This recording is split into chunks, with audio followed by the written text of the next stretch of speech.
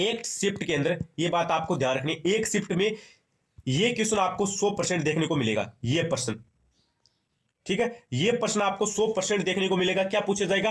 राष्ट्रीय ऊंट अनुसंधान केंद्र, क्योंकि कर्मचारी चयन बोर्ड का ये फेवरेट प्रश्न है। हर शिफ्ट में, मतलब कोई भी एग्जाम हो, सीटी का एग्जाम देख लो, पटवार का देख लो, ग्राम विकास अधिकारी का देख लो, प्रयोगशाला सहायक यानी लैब असिस्टेंट का देख लो, कोई भी एग्जाम उठाकर देख लो, कर्मचारी चयन बोर्ड है ना, कोई भी एग्जाम होती है, जैसे उसकी 3 से 4 शिफ्ट होती है, तो उसमें से एक शिफ्ट में ना, कंफर्म बोल रहा हूं, एक शिफ्ट में एग्जाम में क्वेश्चन देखने को मिल जाता है कि राष्ट्रीय ऊंट अनुसंधान केंद्र कहां पर स्थित है। और ये तो पशु परिचर का एग्जाम है, ये तो पशु परिचर का एग्जाम है, तो यहाँ पे तो 100% क्वेश्चन आएगा, क्योंकि बी पार्ट से भी इंपॉर्टेंट है और राजस्थान जीके से भी इंपॉर्टेंट है। तो राष्ट्रीय ऊंट अनुसंधान केंद्र कहां पर है? तो ये आपका बीकानेर केंद्र है। कौन सी जिले केंद्र है? बीकानेर केंद्र। अब आपको प्रश्न में क्या पूछा गया है कि इसका जो आपकी राष्ट्रीय ऊंट अनुसंधान केंद्र, इसकी जो स्थापना है वो कब की गई? 1984, 1994, 1970 और 1889, चार ऑप्शन आपको दे रखे हैं। इसमें देखो आपका ऑप्शन बी है ना, वो राइट हो जाएगा, यानी 1994 के अंदर कब की गई?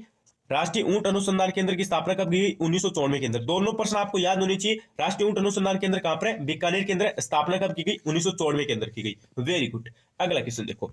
उसके बाद अगला प्रश्न क्या है कि डॉक्टर वर्गीज कुरियन किस क्षेत्र से संबंधित है? ये भी देख लो, आपका बी पार्ट से इंपॉर्टेंट है भाई, ये भी क्या है? बी पार्ट से इंपॉर्टेंट है, इस पे आप स्टार लगा लो। जैसे क्या पूछा गया कि वर्गीज कुरियन है, ये आपके संबंधित है, पशुपालन से है, कृषि उत्पादन से है, दुग्ध उत्पादन से है, मत्स्य पालन से। अब आप ये ना, इसमें ना आप पशुपालन का अगर हमारा सब्जेक्ट चल रहा है तो आप इसमें ए ऑप्शन मत कर देना, ए ऑप्शन आपका गलत है भाई, पशुपालन से संबंधित नहीं है। वर्गीज कुरियन का संबंध किस क्षेत्र से है?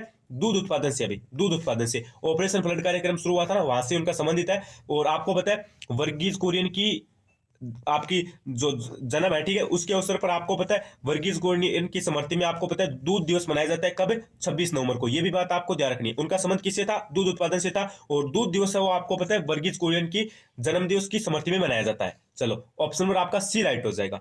अगला क्वेश्चन देखो। अगला क्वेश्चन आपकी स्क्रीन के सामने आ गया है कि थारपारकर नस्ल निम्न में से किसकी है?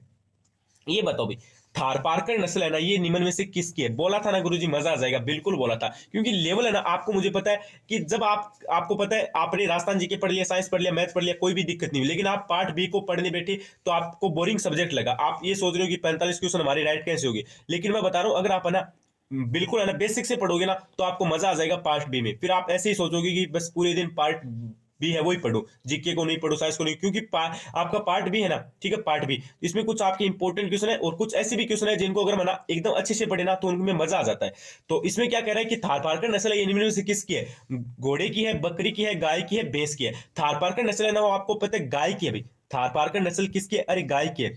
अरे आपके घर के अंदर भी मिल जाएगी शायद थारपारकर नस्ल, मतलब बाड़मेर साइड में मिल जाती है, क्योंकि आपको पता है बाड़मेर क्या है? गुजरात से लगा हुआ जिला है, यानी गुजरात के साथ सीमा बनाता है। और गुजरात साइड में ये आपको पता है, जैसे पाकिस्तान सिंध के अंदर ये थारपारकर नस्ल पाई जाती है, गुजरात में पाई जाती है, और अपने राजस्थान में बाड़मेर क्षेत्रों में अधिक पाई जाती है। ये भी बात आपको ध्यान रखनी है। अगर आपको पूछ लिया जाए कि राजस्थान के अंदर थारपारकर नस्ल सर्वाधिक कहां पर देखने को मिलती है, तो ये आपकी बाड़मेर के अंदर देखने को मिलती है। ये बात आपको ध्यान रखनी है। वेरी गुड भाई।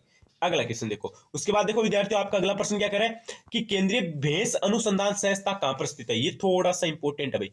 भैंस अनुसंधान संस्था, देखो हमने ऊंट अनुसंधान संस्था देख ली, भेड़ अनुसंधान संस्था देख ली, और सब चीजें देख ली, तो अब भैंस अनुसंधान संस्था ये भी हमें याद होनी चाहिए। हमें इस पे भी क्या करना है, थोड़ा सा इंपॉर्टेंट क्वेश्चन है, स्टार लगाना है।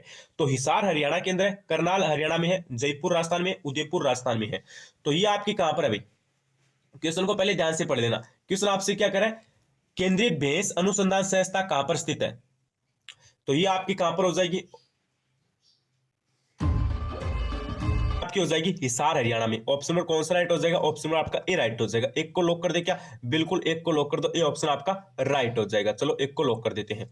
अगला क्वेश्चन देखो। उसके बाद अगला प्रश्न क्या करें, भैंस प्रजनन केंद्र कहां पर स्थित है? पहले तो आपको अनुसंधान संस्था पूछी गई, अभी प्रजनन केंद्र पूछा गया है। तो प्रजनन केंद्र आपको बताओ भी कहां पर है? जयपुर में है, धौलपुर में है, टोंक में है, वल्लभ नगर उदयपुर में है। तो ये आपका हो जाएगा उदयपुर के अंदर।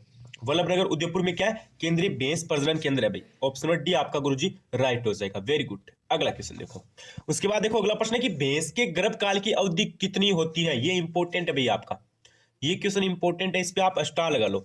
एग्जाम में सीधा सीधा एग्जाम में पूछा जा सकता है कि भैंस के गर्भकाल की अवधि कितने दिनों की होती है? 151 दिन की, 282 दिन की, 307 दिन की, 335 दिन की। तो क्वेश्चन को ध्यान से पढ़ लेना। भैंस की जो आपकी गर्भकाल की अवधि होती है ना, वो आपकी 307 दिन की होती है। कितने दिन की होती है? 307 दिन की होती है। और जो हमारी पहली ओल्ड क्लास हुई थी ना इससे पहले, उसमें हमने किसकी देखी थी? उसमें हमने बकरी की गर्भकाल की अवधि देखी थी। तो बकरी की गर्भकाल की अवधि कितनी होती है? 155 दिन की होती है। किंतु परंतु बट लेकिन भैंस की कितनी होती है? 307 दिन की होती है। दोनों में आपको कंफ्यूज नहीं होना है, और दोनों ही एग्जाम के लिए क्या है? इंपॉर्टेंट है। वेरी एकदम बिल्कुल बेसिक सा क्वेश्चन भाई। अब ये क्वेश्चन आप गलत थोड़ी ना करोगे। अब आप ये मत सोचना कि सर जी ऐसे भी एग्जाम में क्वेश्चन आएंगे क्या? अरे बिल्कुल आएंगे, क्योंकि ये कोई आरएस एग्जाम नहीं है, पशु परिषद का एग्जाम है। और कर्मचारी चयन बोर्ड ने खुद ने बोला है 10वीं लेवल के क्वेश्चन क्या है वो हम डालेंगे। तो इसमें आपका हो जाएगा दूध, ठीक है, कैल्शियम की अधिक मात्रा। क्वेश्चन को ध्यान से पढ़ लेना भाई। क्वेश्चन में आपसे क्या पूछा गया है?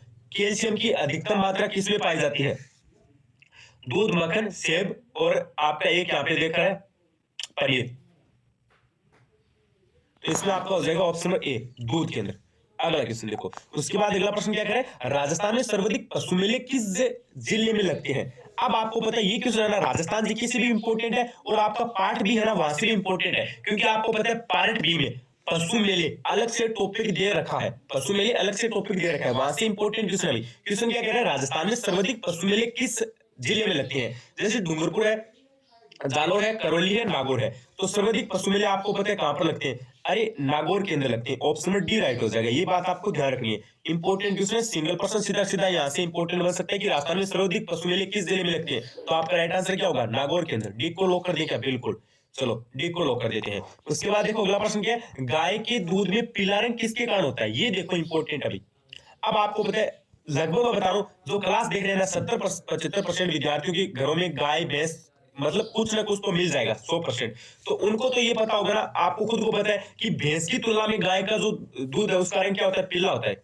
100% पता है ये बात, आप सबको पता है। जिनके घरों में है ना गाय भैंस है, तो उनको तो ये बात पता है कि गाय का दूध है वो भैंस की तुलना में पीला होता है। तो क्वेश्चन आपसे क्या पूछा जा रहा है कि गाय का दूध है ना वो भैंस मतलब गाय का दूध है ना वो पीला रंग क्यों होता है?